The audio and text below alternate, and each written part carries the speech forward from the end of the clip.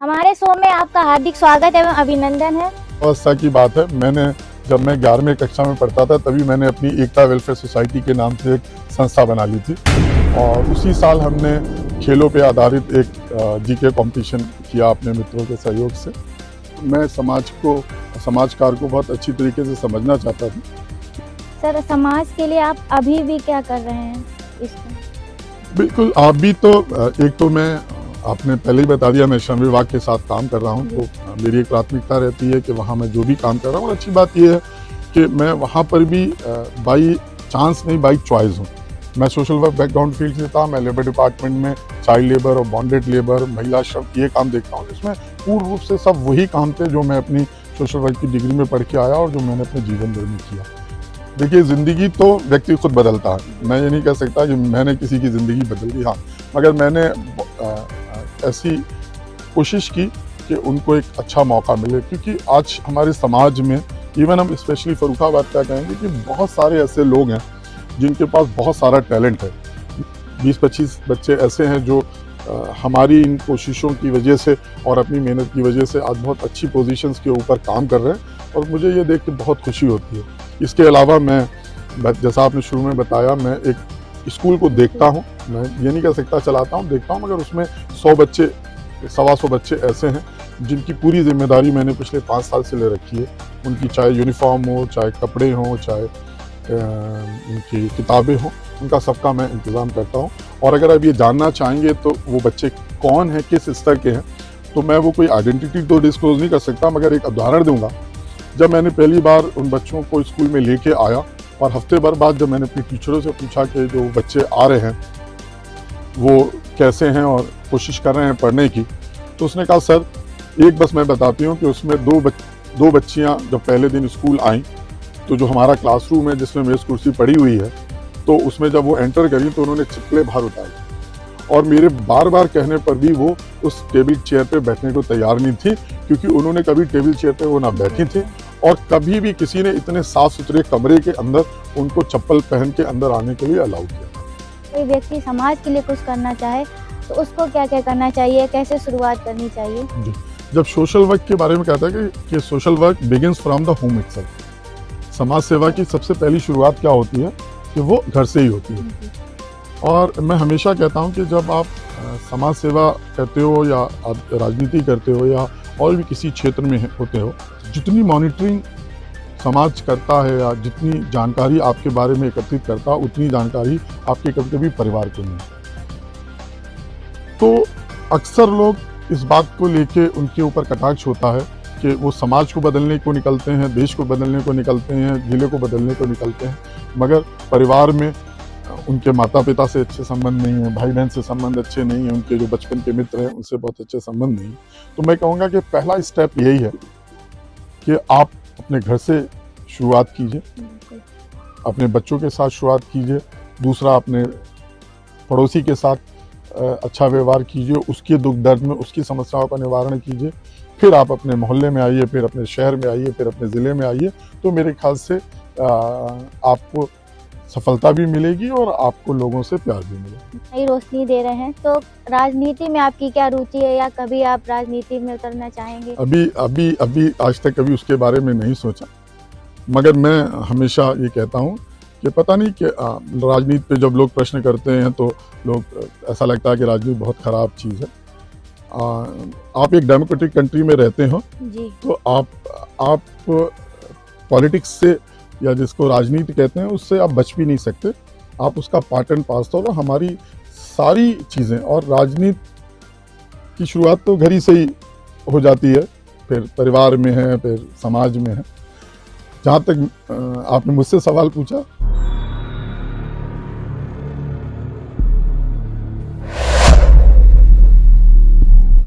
नमस्कार, आपकी होस्ट प्रियांशी राज आपका स्वागत करती हूँ सिटी पत्रिका 24x7 डिजिटल के नए शो समाज के सितारे में। हम दिखाएंगे आपको उन लोगों की कहानी जो समाज को नई रोशनी दे रहे हैं। हमारा उद्देश्य फर्रुखाबाद और उसके आसपास के लोगों को सामने लाना है जो समाज को रोशनी दे रहे हैं और समाज की सेवा कर रहे हैं, जो शिक्षा, स्वास्थ्य, पर्यावरण, महिला सशक्तिकरण, युवा कार्य, पत्रकारिता, खेल, कला या गरीबों की मदद कर रहे हैं। जिनका काम दिखता कम है, असर बहुत ज्यादा है। नमस्कार, आप देख रहे हैं सिटी पत्रिका 24x7 डिजिटल और ये है हमारा खास पॉडकास्ट समाज के सितारे, जहां हम मिलवाते हैं आपको फरकावाद के उन असली हीरो से जो बिना शोर मचाए समाज को बेहतर बना रहे हैं। हमारे एपिसोड 1 के अतिथि हैं श्रम विभाग में राज्य समन्वयक व नोडल अधिकारी, एक बेहतर नहीं बेहतरीन समाज सेवक जनाब सैयद रिजवान अली जी। हमारे शो में आपका हार्दिक स्वागत एवं अभिनंदन है।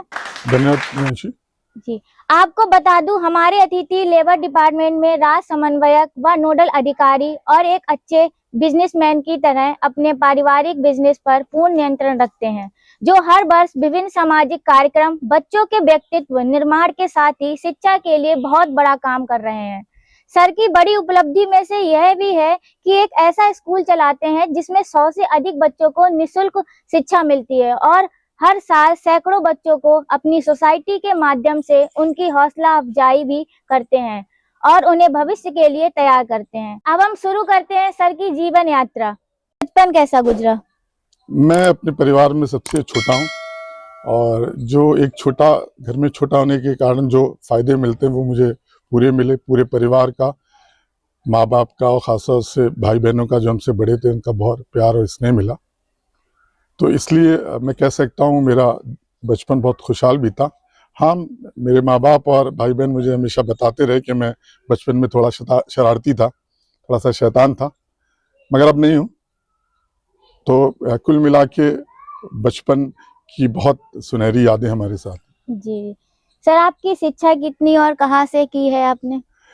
मेरी प्रारंभिक शिक्षा मैं एक क्लास 1 से लेके क्लास 3 तक एक भारतीय मॉन्टेसरी स्कूल है फतेहगढ़ में, जो एक बंगाली परिवार द्वारा चलाया जाता है और तत्कालीन वो बहुत अच्छे स्कूलों में उसकी गिनती थी। उसके बाद शहर में एक प्रतिष्ठित स्कूल आया, सेंट एंथोनीज कॉन्वेंट स्कूल। मैं क्लास 4 से फिर वहाँ पर चला गया था और क्लास 4 से ऑनवर्ड्स वहीं पर पढ़ाई की, क्योंकि इस स्कूल में उस समय बोर्ड की मान्यता नहीं थी CBSE की, तो मुझे शिफ्ट होना पड़ा गवर्नमेंट इंटर कॉलेज फतेहगढ़ में, जो अपने उस टाइम बहुत अच्छे स्कूलों में इसकी गिनती थी, बहुत अच्छी शिक्षा थी। वहाँ से मैंने इंटरमीडिएट करने के बाद फिर मैंने RP डिग्री कॉलेज से BSc किया। BSc में मैं अच्छे नंबर से पास हो गया, परंतु क्योंकि ओरिएंटेशन सोशल वर्क का था तो इसलिए मेरी इच्छा ह्यूमैनिटीज़ में जाने की थी, आर्ट्स के सब्जेक्ट्स पढ़ने की थी। तो मैंने परिवार को बिना बताए DN डिग्री कॉलेज में BA में एडमिशन ले लिया। उसके बाद मैंने वहाँ से BA किया, MA किया पॉलिटिकल साइंस में, और MA पॉलिटिकल साइंस करने के बाद मैं आगरा विश्वविद्यालय चला गया, क्योंकि समाज कार्य में रुचि थी और मैं समाज को और समाज कार्य को बहुत अच्छी तरीके से समझना चाहता था। इसलिए मैंने वहाँ से मास्टर डिग्री करी सोशल वर्क में, जो MSW कराती है। उस टाइम में शहर में बहुत कम लोग ऐसे थे जिन्होंने वो डिग्री की थी और उसके ऊपर भी बहुत चर्चाएं हुई कि सोशल वर्क की इतनी पढ़ाई करने के बाद सोशल वर्क की डिग्री करके पता नहीं हाथ में झोला होगा, सर पे टोपी होगी और गली गली समाज कार्य करने जाए, मगर वो एक एंटायर डिफरेंट एक्सपीरियंस था। वहाँ से उसके बाद फिर मैंने अपनी लॉ की डिग्री करी, कानपुर विश्वविद्यालय से वापस आके LLB किया और इस तरीके से मैंने आज की तारीख में 2 मास्टर्स डिग्री हैं पॉलिटिकल साइंस और सोशल वर्क में, और मैंने लॉ किया और उसके बाद अपना PhD के ऊपर काम शुरू किया। जी सर, ये एक मेरा सवाल था कि बच्चों को माता पिता कहते हैं ना इतने % नंबर लाने चाहिए, तो स्कोर ज्यादा मतलब रखता है कि बच्चा क्या बनना चाहता है ये ज्यादा? बिल्कुल, ये एक बहुत महत्वपूर्ण प्रश्न है और अक्सर मेरे पास भी अब बच्चे आते हैं कि नंबर्स की एक होड़ है और दूसरी तरफ एक कॉम्पिटिटिव एग्जाम है। आजकल एक तो बच्चों को बिल्कुल मैं बता दूं और वो उनको भी एक्सपीरियंस होगा कि जो आज का हमारा सिलेबस है उसमें एक गैप है, और गैप ये है कि जो हम स्कूल में पढ़ रहे हैं और जो कॉम्पिटिटिव एग्जाम देते हैं उनके सिलेबस में बहुत डिफरेंट है। आपको एक बिल्कुल अलग अप्रोच से पढ़ाई करना पड़ेगी। इसलिए ठीक है, जरूरी है कि आपके स्कूल में भी नंबर अच्छे आए, क्योंकि उससे आपका कॉन्फिडेंस लेवल बढ़ता है, आपकी मोटिवेशन लेवल बढ़ता है, मगर साथ में जरूरी है कि आपको कंसेप्चुअली आपको चीज़ों में क्लियर होना चाहिए। दूसरी चीज़, मैं अपने पेरेंट्स को जब भी मुझसे मिलते हैं मैं हमेशा उनको बोलता हूँ कि 2 चीज़ें हैं बच्चों के लिए, स्पेशली 2 चीज़ें। एक तो स्कूल में नंबर आप मेहनत से लाते हैं, मेहनत से जो आप नंबर लाते हैं या जो याद करके नंबर लाते हैं उनका एग्जिस्टेंस उस नॉलेज का बहुत ज़्यादा होने के चांसेस नहीं। इसीलिए जब भी बच्चे इंटरमीडिएट क्रॉस कर लें या किसी प्रोफेशन में जाने की सोचें, तो एक बार आप बच्चे के इंटरेस्ट को ज़रूर देख लें। ज़रूरी नहीं है कि अगर आपने बच्चे को पैदा होते ही तय कर लिया है कि उसको डॉक्टरी कराना है, इंजीनियरिंग कराना है, तो उसको उसकी इच्छा या उसके शौक के बिना, क्योंकि अगर शौक और आपकी पढ़ाई दोनों एक साथ अगर मिल जाते हैं तो आप अपने करियर में सफल हों। जी सर, आपकी युवावस्था में आपने क्या क्या किया? जी, मैं जहाँ तक युवावस्था की बात है, जब मैं 11वीं कक्षा में पढ़ता था तभी मैंने अपनी एकता वेलफेयर सोसाइटी के नाम से एक संस्था बना ली थी, और उसी साल हमने खेलों पे आधारित एक जीके कंपटीशन किया अपने मित्रों के सहयोग से। उसके बाद मैं जब 12th में आया तो मैं फुटबॉल का शौकीन था, तो डिस्ट्रिक्ट फुटबॉल एसोसिएशन का मैं डिस्ट्रिक्ट सेक्रेटरी बना। उससे पहले कभी एसोसिएशन वहाँ नहीं थी। मैंने जम के छात्र राजनीति की, मैंने सारे तरीके के खेलों में भाग लिया। मैं 100 मीटर की दौड़ भी दौड़ता था, मैं हॉकी भी थोड़ी बहुत खेलता था, मैं फुटबॉल भी खेलता था, और जितनी तरीके की एक्टिविटी होती थी वो सारी एक्टिविटी में पार्टिसिपेट करता था। और आज उन सब चीज़ों में इन्वॉल्व रहने का एडवांटेज ये है कि जब हम अपने असल कैरियर में काम करते हैं तो वो जो उस टाइम का अनुभव था वो सब काम आता है। जी सर, ये जो बच्चों की शिक्षा होती है उसमें कंसिस्टेंसी कितनी जरूरी होती है? लगातार कभी पढ़ते समय मन भटकता है, तो कभी अलग अलग विचार आते हैं कि अभी छोड़ दें, फिर थोड़ी देर बाद पढ़ लेंगे। फोन आजकल बच्चे बहुत चलाते हैं सर, इसके बारे में आप क्या कहना चाहेंगे? दोनों चीजें, किसी भी चीज में कंसिस्टेंसी जरूरी होती है, वो पढ़ाई नहीं, किसी चीज में भी कंसिस्टेंसी जरूरी होती है। अगर आप कुछ भी काम कर रहे हैं, कुछ शुरुआत किया, तो उसमें कंटिन्यूटी और कंसिस्टेंसी बहुत इंपॉर्टेंट है। बच्चे हैं तो इसीलिए आपको आज की तारीख में जो बच्चे पढ़ाई कर रहे हैं वो बाकायदा अपना रूटीन टाइम टेबल बनाते हैं, और माँ बाप को भी इस पे नज़र रखना चाहिए कि इतने से बजे हमें इतने बजे खेलना है, इतने बजे हमें सोना है, इतने बजे बात करनी है। जहाँ तक रही मोबाइल की बात, एक आम चर्चा है, बहुत इस पे बहस हो चुकी है कि मोबाइल बहुत फ़ायदे की चीज़ भी है और उससे तमाम नुकसान भी हैं, और ये हर चीज़ के लिए जो भी नेचर में और जो भी साइंस ने जितनी भी चीज़ें हमें दी हैं उनके पक्ष और विपक्ष दोनों, फायदे और नुकसान दोनों, मोबाइल भी उसमें एक है। तो हमें बच्चों को भी मोटिवेट करना चाहिए कि उस मोबाइल का बेस्ट यूटिलाइज कैसे करना चाहिए, मगर हम ये कतई मना नहीं करेंगे कि आप बच्चे से ये कहिए कि नहीं आप उसको एंटरटेनमेंट के रूप में कहिए, मगर वो क्वालिटी एंटरटेनमेंट हो। वो क्वालिटी एंटरटेनमेंट क्या होगा, वो हमें अपने बच्चों को, टीचर्स को अपने बच्चों को बताने की ज़रूरत है कि उस मोबाइल को अगर एंटरटेनमेंट की, जब उनका टाइम एंटरटेनमेंट का हो, तो वो उसको क्वालिटी एंटरटेनमेंट के रूप में कैसे यूज़ करें। जी बिल्कुल सर, आपकी समाज सेवा की शुरुआत कैसे हुई, कहाँ से? जहाँ तक समाज सेवा की बात रही, तो मैं जब पढ़ता था तो मेरे प्रोफेसर्स कहते थे कि आप बॉर्न सोशल वर्कर हैं। दो तरीके के होते हैं, एक लोग तो किसी मैं स्वार्थ तो नहीं कहूँगा, मगर उनका कोई उद्देश्य होता है, किसी उद्देश्य को प्राप्ति करने के लिए वो समाज सेवा को एक सीढ़ी के रूप में इस्तेमाल करते हैं। मगर मैंने आपको बताया कि मैंने अपनी साइंस की पढ़ाई छोड़ के मैं सोशल वर्क में आया, ह्यूमैनिटीज़ में आया। तो मुझे नहीं लगता कि समाज सेवा की शुरुआत करने के लिए आपको कोई बहुत मौके की ज़रूरत होती है। सिर्फ आप समाज को, या समाज में जो लोग हैं, अगर बच्चे हैं तो उन्हें अपने बच्चों की तरह, अगर बुजुर्ग लोग हैं तो उन्हें अपने माँ बाप की तरह, अगर युवा हैं तो उन्हें अपने भाई बहन की तरह, बस इस नज़रिए से देखना शुरू कर दीजिए, तो आप अपने आप समाज की सेवा में लिप्त हो जाएंगे। सर, किसी का भी जीवन आसान नहीं होता, तो जब आपका वो टाइम आया युवावस्था के बाद, तो आपकी लाइफ में क्या क्या परेशानियां आई हैं? बिल्कुल, अगर आप बहुत कुछ करना चाहेंगे तो चीज़ें आसान नहीं होती। तो इसमें एक सबसे महत्वपूर्ण चीज़ ये है कि जैसे मैंने बताया कि मैं 11th क्लास से ही मैं अपना ऑर्गेनाइजेशन बना लिया, टूर्नामेंट्स कराने लगे, क्विज कॉम्पिटिशन्स कराते थे, प्रोग्राम्स कराते थे, स्टूडेंट पॉलिटिक्स में सक्रिय रहते थे, सीनियर पॉलिटिक्स में भी सक्रिय रहते थे, नेताओं से भी बातचीत में रहते थे। तो उस समय एक जो सबसे बड़ा परेशानी तो नहीं कह सकते, चैलेंज होता है कि आपको अपनी पढ़ाई और इन सब कामों के बीच में संतुलन, और आज लोग इसी में ही थोड़ा सा डिस्प्यूट हो जाते हैं, क्योंकि इस टाइम पेरेंट्स का एक ही ऑब्जेक्टिव होता है कि वो आपको पढ़ लिख के एक अच्छा इंसान बनाना चाहें, और उन्हें लगता है कि उस टाइम आपके लिए सबसे अच्छी चीज़ जो है वो पढ़ाई लिखाई है। तो वो प्रेशर घर से होता है कि नहीं पढ़ो, दोस्तों में ना जाओ, ये काम ना करो, वो ना क्या करो। तो उसमें संतुलन बना के रखना और अपने आप को ये प्रूव करना कि नहीं मैं ये करते हुए भी अच्छा कर लूँगा, तो मैं आज गर्व के कह सकता हूं कि मेरी बहुत सारी जीवन में सफलताएं हमारे उन मित्रों के कारण है, जो मित्र मेरे क्लास 10th या 11th में मेरे मित्र बने थे और आज भी मित्र हैं। तो मित्रता युवावस्था में करना कोई बुरी बात नहीं है, मगर हाँ, ये सौभाग्य की बात होती है कि आपको उस अवस्था में अच्छे मित्र मिल जाएं तो आपका जीवन सफल हो सकता है। तो एक ये बहुत बड़ी, हम इसे परेशानी तो नहीं कहेंगे, ये एक चुनौती थी जिसे मैंने समय समय पर सिद्ध किया कि एक तरफ एक अच्छी पढ़ाई करके भी पेरेंट्स वालों को एक अच्छा घर को रिजल्ट अच्छा दिया, और दूसरी तरफ इन सब गतिविधियों में भी इन्वॉल्व रहा, जिसके अनुभव का फायदा आज मुझे रियल लाइफ में मिलता है। किस पर लगा कि हमें यही करना है? मैंने कहा नहीं कि मेरे टीचर्स ने मुझसे कहा कि मुझे लगता है कि you are a born social worker, आप एक बॉर्न सोशल वर्कर हैं। तो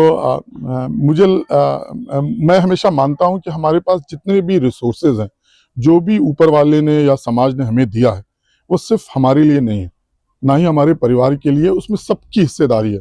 हमारे मित्रों की भी है, हमारे पड़ोसी की भी है, हमारे यहाँ जो काम करने वाला आता है उसकी भी है, हमारे आसपास जो ज़रूरतमंद है उनकी भी है। तो मुझे हमेशा ये फील होता है, मुझे जो कुछ भी मेरे पास है इसमें सबकी हिस्सेदारी है।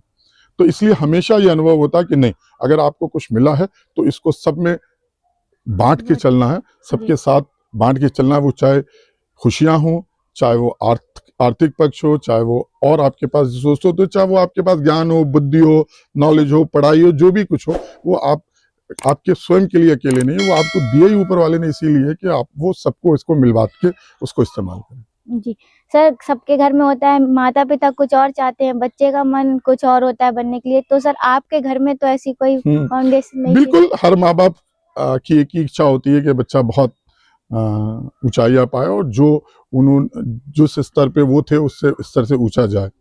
ऐसी कोई बहुत बड़ा मेरे ऊपर दबाव नहीं था। अगर शायद इतना दबाव होता तो मैं नहीं कह सकता। मैं खुशकिस्मत हूँ कि हमारे माँ बाप और हमारे बड़े भाई बहनों ने और हमारे साथ के मित्रों ने हमें लिबर्टी दी और साथ दिया, मैं जो भी करना चाहता था।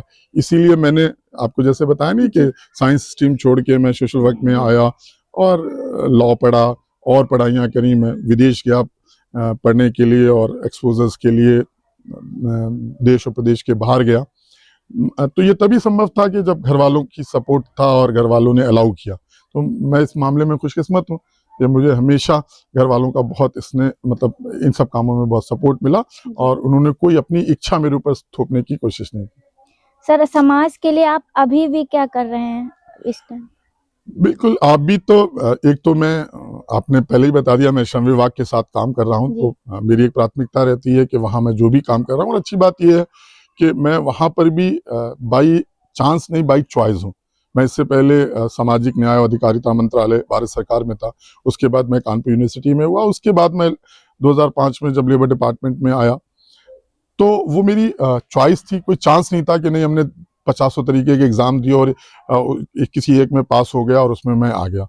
मैं शुरुआत के कैरियर से ही ऊपर वाले का कुछ ऐसे करम रहा कि मैंने जिस भी प्रतियोगी परीक्षा थी तो उसमें मैं सफल हुआ, चाहे वो एनडीए हो, चाहे वो सीडीएस हो, चाहे वो सबऑर्डिनेट सर्विसेज का हो, चाहे वो ग्राम विकास अधिकारी से लेके परीक्षा से लेके, और जो परीक्षाएं थी मैं सफल हुआ। मगर हमेशा मेरा क्या, सभी लोगों के लिए मेरी सलाह रहती है कि, और मेरे ख्याल से उनके लिए ये बहुत बड़ा एक मतलब बहुत बड़ा एक मोटिवेशन होता है कि अगर जो क्षेत्र में आपका काम करने की मौका मिले वो आपका इंटरेस्ट का पार्ट हो। मैं सोशल वर्क बैकग्राउंड फील्ड से था, मैं लेबर डिपार्टमेंट में चाइल्ड लेबर और बॉन्डेड लेबर, महिला श्रम, ये काम देखता हूँ, जिसमें पूर्ण रूप से सब वही काम थे जो मैं अपनी सोशल वर्क की डिग्री में पढ़ के आया और जो मैंने अपने जीवन भर में किया। तो इसलिए एक संतुष्टि होती है और एक मैं अपने आप को खुशकिस्मत समझता हूँ कि मैं बचपन से जिस क्षेत्र में था वही मेरे कैरियर का पार्ट भी बना। जी सर, आप एक समाज सेवी हैं, तो आपकी वजह से कितने लोगों की जिंदगी बदली?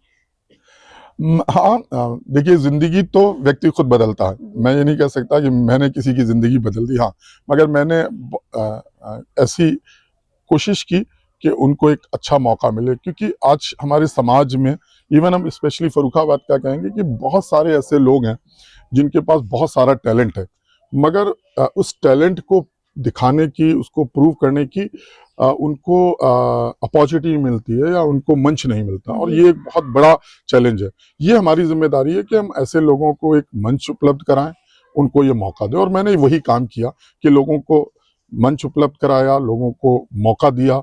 जहां पर उनकी पढ़ाई में कमी थी उसकी पढ़ाई में मदद करी, अगर किसी बुक या सिलेबस में उनको परेशानी थी तो वो उपलब्ध कराया, कोई आर्थिक मदद उनको अपने करियर में चाहिए थी तो वो दी, कहीं मोटिवेशन की जरूरत थी तो वो दी, कोई जानकारी की जरूरत थी तो वो दी। और इस तरीके से आज मैं कह सकता हूं कि आज करीब 20-25 बच्चे ऐसे हैं जो हमारी इन कोशिशों की वजह से और अपनी मेहनत की वजह से आज बहुत अच्छी पोजीशंस के ऊपर काम कर रहे हैं, और मुझे ये देख के बहुत खुशी होती है। इसके अलावा मैं, जैसा आपने शुरू में बताया, मैं एक स्कूल को देखता हूँ, मैं ये नहीं कह सकता चलाता हूँ, देखता हूँ, मगर उसमें 100 बच्चे, 125 बच्चे ऐसे हैं जिनकी पूरी जिम्मेदारी मैंने पिछले 5 साल से ले रखी है। उनकी चाहे यूनिफॉर्म हो, चाहे कपड़े हों, चाहे उनकी किताबें हों, उनका सबका मैं इंतज़ाम करता हूँ। और अगर आप ये जानना चाहेंगे तो वो बच्चे कौन हैं, किस स्तर के हैं, तो मैं वो कोई आइडेंटिटी तो डिस्क्लोज नहीं कर सकता, मगर एक उदाहरण दूंगा। जब मैंने पहली बार उन बच्चों को स्कूल में लेके आया और हफ्ते भर बाद जब मैंने अपनी टीचरों से पूछा कि जो बच्चे आ रहे हैं वो कैसे हैं और कोशिश कर रहे हैं पढ़ने की, तो उसने कहा सर एक बस मैं बताती हूँ कि उसमें दो बच्चियां जब पहले दिन स्कूल आई तो जो हमारा क्लासरूम है जिसमें मेज कुर्सी पड़ी हुई है, तो उसमें जब वो एंटर करी तो उन्होंने चप्पलें बाहर उतार दी, और मेरे बार बार कहने पर भी वो उस टेबल चेयर पे बैठने को तैयार नहीं थी, क्योंकि उन्होंने कभी टेबल चेयर पे वो ना बैठी थी और कभी भी किसी ने इतने साफ सुथरे कमरे के अंदर उनको चप्पल पहन के अंदर आने के लिए अलाउ किया था।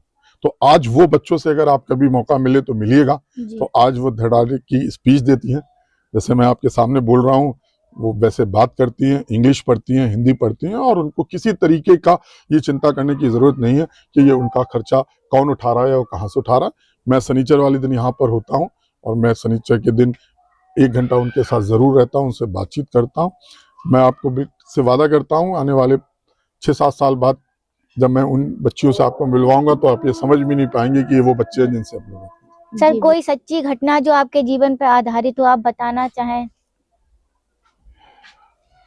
ऐसे तो बहुत सारी घटनाएं घटित हुई, मगर मुझे मैं जब सोशल वर्क की डिग्री कर रहा था तो जो मेरे हेड ऑफ द डिपार्टमेंट थे, तो क्योंकि मेरी आदत थी कि मैं हर बात को बहुत रैशनली देखता था और वो थोड़े से बहुत स्ट्रिक्ट और हार्ड थे, तो उनसे एक तरीके से मैं कह सकता हूँ कि मेरा पंगा रहता था, जबकि वो हेड ऑफ द डिपार्टमेंट थे, और मैं यही समझता था कि मेरी उनसे वो रहती है, वो मुझसे नाराज रहते हैं, मगर मैं अपनी बात कहता था और वो अपनी बात कहते थे, और वो बहुत सख्त गिनती थी, बच्चों की हिम्मत नहीं होती थी उनके रूम में जाने की। मगर एक दिन वो अपने कमरे में बैठे हुए थे और उनके पास कोई फोन आया उनके घर से कि उनके भाई की बहुत तबीयत खराब है और उनको हॉस्पिटलाइज्ड किया गया है। बहुत वो परेशान थे। हम लोग करीब 40 लोगों का ग्रुप था, मतलब स्टूडेंट्स का बैच था, और उसमें पूरे हिंदुस्तान भर के बच्चे हुआ करते थे। और वो बाहर निकल के आया और उन्होंने अपने जो अटेंडेंट था उससे मुझे बुलवाया। मैं सोचा कि आज पक्का जो है, क्योंकि सब लोग डराते थे कि ये तुम्हारा करियर खराब कर देंगे, तुमसे बहुत नाराज रहते हैं और तुमसे तुम्हारे इंटरनल मार्क्स हैं उनमें कटौती कर देंगे, तुमने क्यों पंगा ले लिया इनसे। उसके बाद बुलाया, उन्होंने कहा सर आपको बुला रहे हैं। मैं जब गया सर के पास, उनके आंखों में हल्के से आंसू थे और मुझसे कहा कि रिजवान मैं दिल्ली जा रहा हूँ, मेरे भाई को ऐसे ऐसे वो हो गया है और हो सकता है कि उसको ब्लड की ज़रूरत पड़े, तो आप ज़रा इसको देख लेना और इसको मैनेज कर लेना और मैं वहाँ से तुम्हें फ़ोन कर दूंगा।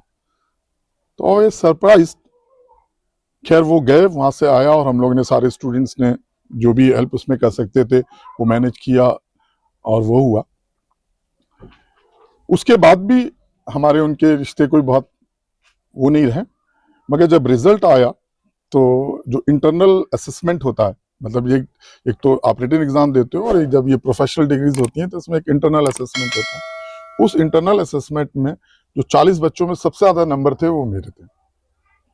तो उस टाइम मुझे लगा कि एक जो गुरु होता है, एक जो शिक्षक होता है, वो आपसे सामने कैसे बिहेव कर रहा है या कैसे आपसे बात कर रहा है या आपसे उसके क्या आइडियोलॉजिकल डिफरेंसेस हैं, मगर अगर वो सच्चा गुरु और टीचर है तो वो आपकी एबिलिटीज के साथ कभी भी भेदभाव नहीं करेगा।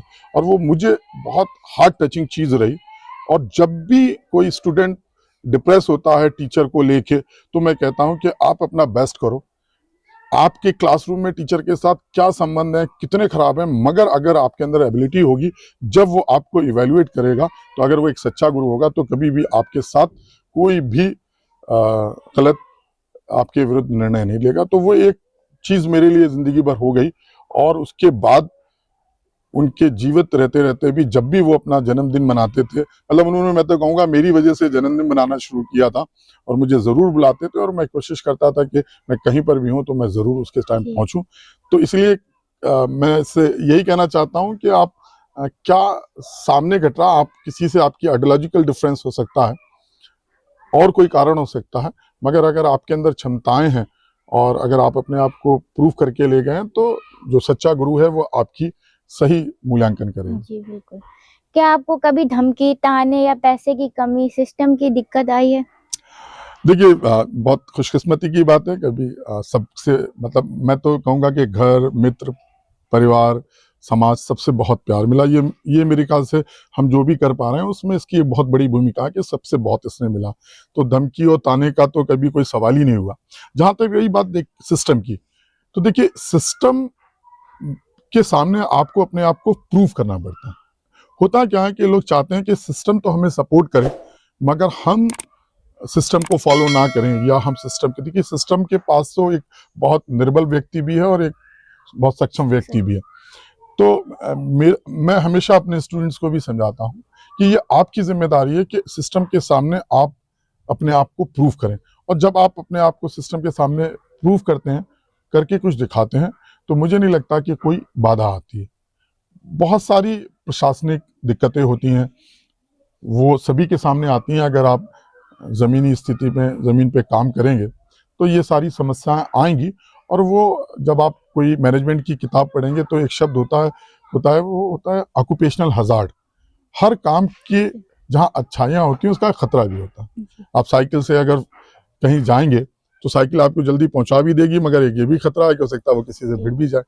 ठीक है, तो इसी तरीके से कोई भी काम है उसका अपना एक खतरा है।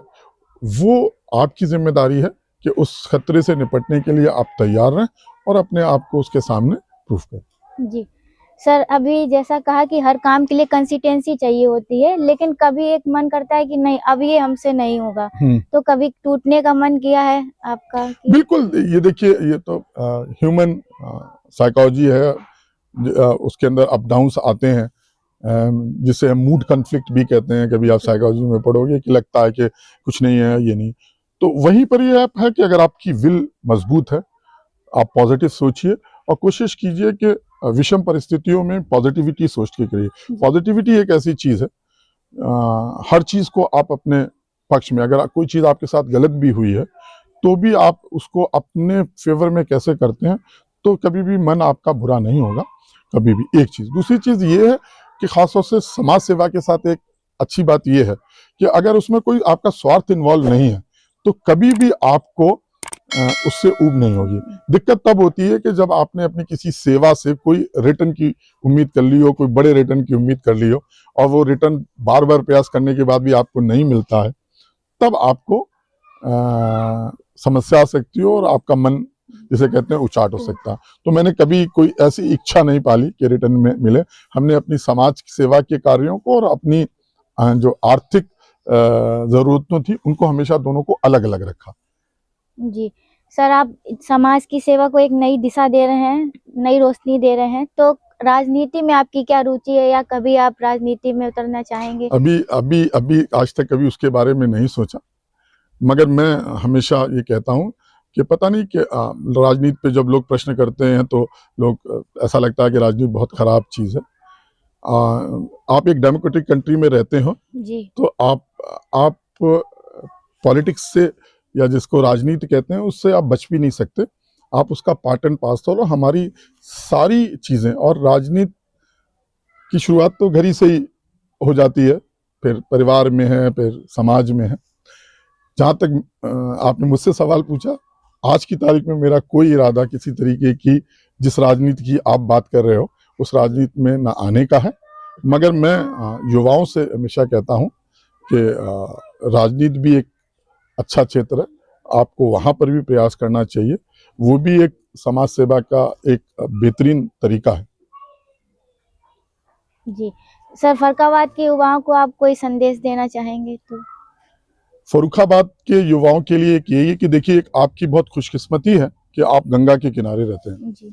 और जो लोग गंगा के किनारे रहते हैं तो उनको उनका वो मेंटली बहुत शार्प होते हैं, उनको कुदरती उनकी जो बुद्धि स्तर है वो ज़्यादा होता है। अब बुद्धि आप कहाँ इस्तेमाल करोगे ये एक डिफरेंट हुआ। मैं हिंदुस्तान में और दुनिया के बहुत सारे देशों में गया हूँ, जो लिविंग कंडीशन फर्रुखाबाद में है, इवन यूपी में भी जो लिविंग कंडीशन फर्रुखाबाद में, मतलब रहने की जो परिस्थितियां हैं, चाहे वो पानी हो, चाहे वो खान पीन हो, चाहे वो आब हवा हो, चाहे वो गंगा का किनारा हो, चाहे और सारी चीज़ें हो, तो वो आपको कहीं नहीं मिलेंगी। तो ये जो एक अपॉर्चुनिटी है आपको ऊपर वाले ने दी है कि आपको फर्रुखाबाद में आपने जन्म लिया है, तो इसका भरपूर फ़ायदा उठाइए।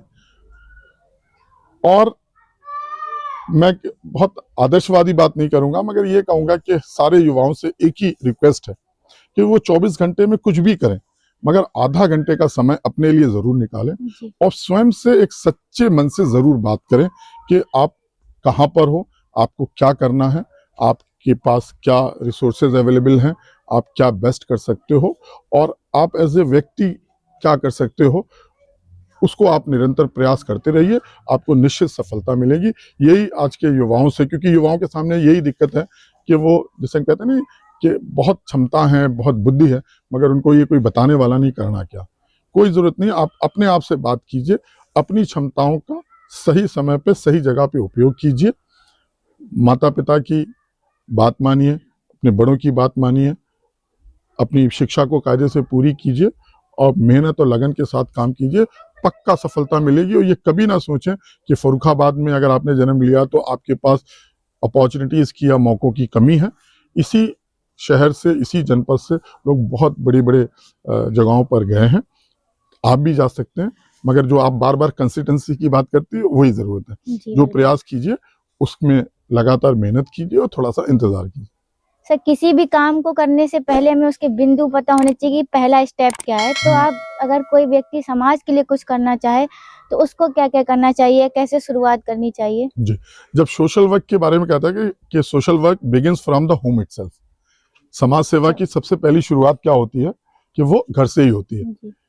और मैं हमेशा कहता हूं कि जब आप समाज सेवा करते हो या आप राजनीति करते हो या और भी किसी क्षेत्र में होते हो, तो जो जितनी मॉनिटरिंग समाज करता है या जितनी जानकारी आपके बारे में एकत्रित करता है, उतनी जानकारी आपके कभी कभी परिवार को नहीं होती। तो अक्सर लोग इस बात को लेके उनके ऊपर कटाक्ष होता है कि वो समाज को बदलने को निकलते हैं, देश को बदलने को निकलते हैं, जिले को बदलने को निकलते हैं, मगर परिवार में उनके माता पिता से अच्छे संबंध नहीं है, भाई बहन से संबंध अच्छे नहीं है, उनके जो बचपन के मित्र हैं उनसे बहुत अच्छे संबंध नहीं।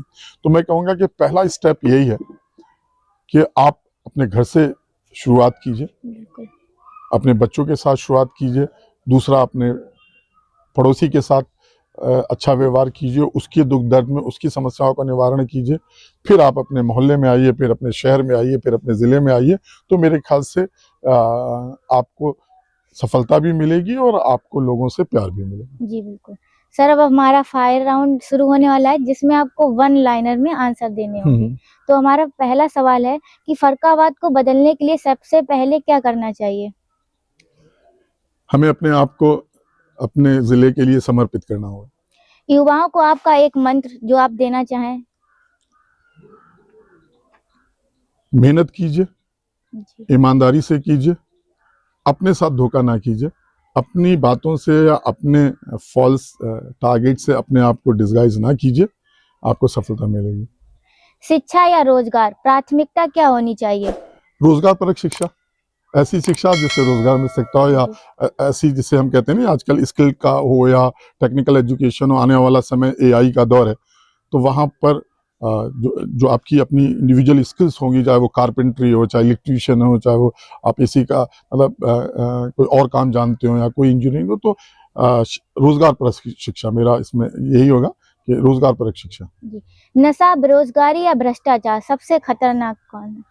तीनों ही खतरनाक है, मगर बाकी दो चीजें, जो भ्रष्टाचार है बाकी दोनों चीजों को जन्म देता है।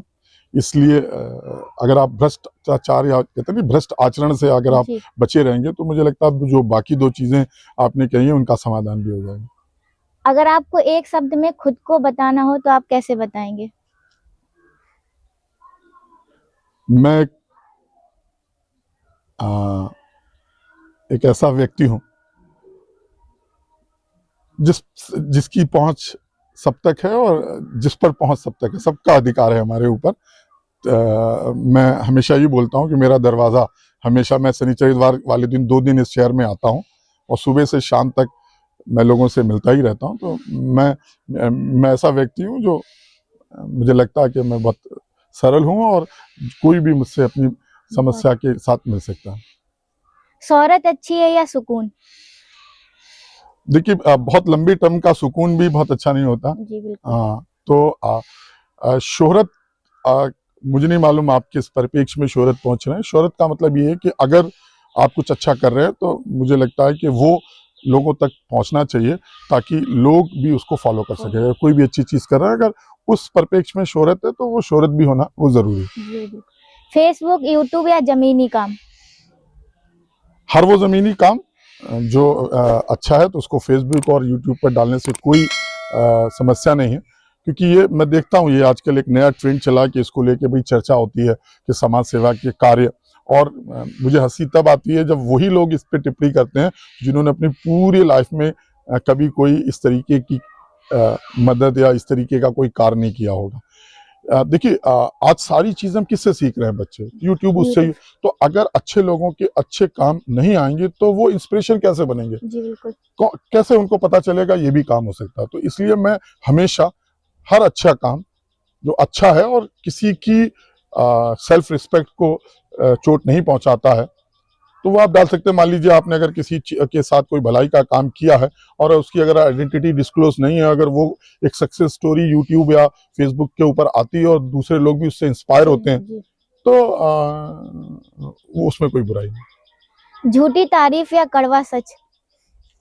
बिल्कुल, तारीफ तो सच्ची होना चाहिए हमेशा। देखिए, तारीफ भी जरूरी है क्योंकि हम लोग कोई सुपर ह्यूमन नहीं है, हम भी एक ह्यूमन बीइंग है और लगता है बच्चों से लेके बड़े तक कि अगर हमने कुछ अच्छा किया है तो उसको एडमायर किया जाए और ये होना चाहिए, वो झूठा नहीं होना चाहिए, तो वो भी है। और कड़वा सच तो बिल्कुल ये आपके हर करीबी मित्र और परिवार के लोगों की जिम्मेदारी है कि अगर आप कुछ गलत कर रहे हैं तो वो आपको समय समय पर उस सच से अवगत कराते हैं।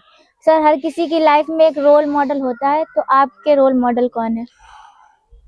मेरे माँ बाप, और आज की तारीख में 2 मेरी बेटियां हैं, तो मैं उन्हीं को अपना रोल मॉडल मानता हूँ। मुझे लगता है कि अब आने वाला समय ये आएगा कि हमें अपने बच्चों से भी बहुत कुछ सीखना पड़ेगा। समाज के सितारे किसे कहेंगे? हर वो व्यक्ति जो निस्वार्थ रूप से समाज की सेवा कर रहा है, और समाज की सेवा में भी पहले अपने शहर और अपने जिले की, फर्रुखाबाद की, तो हर वो व्यक्ति समाज के सितारा है हमारे लिए और हम इसको सैल्यूट करते हैं। कैमरे के सामने एक सच्चाई जो कम लोग जानते हैं? कुछ राज को राजी रहने दिया जाए। मैं बस यही कहना चाहूंगी कि हम अपने अपने स्तर पर समाज के लिए कुछ ना कुछ जरूर करें, क्योंकि छोटा कदम ही बड़े बदलाव की शुरुआत करता है। आज के हमारे मेहमान का बहुत बहुत धन्यवाद। धन्यवाद प्रियांशी, आपका भी बहुत बहुत धन्यवाद, जिन्होंने अपने कीमती समय से वक्त निकालकर अपनी सोच और संघर्ष हम सबके साथ साझा किए। दोस्तों, अगर आपको आज का एपिसोड पसंद आया हो तो इसे लाइक करें, शेयर करें और हमारे चैनल सिटी पत्रिका 24x7 डिजिटल को सब्सक्राइब जरूर करें। ऐसे ही समाज के असली सितारों से मिलने के लिए जुड़े रहिए हमारे पॉडकास्ट समाज के सितारे के साथ। मैं हूं आपकी होस्ट प्रियांशी राज, आप देख रहे हैं समाज के सितारे। मिलेंगे अगले एपिसोड में एक नई शख्सियत, एक नई कहानी और एक नई पहचान के साथ, जो समाज को बदलने की और एक नई सोच के साथ। तब तक के लिए जय हिंद, जय भारत।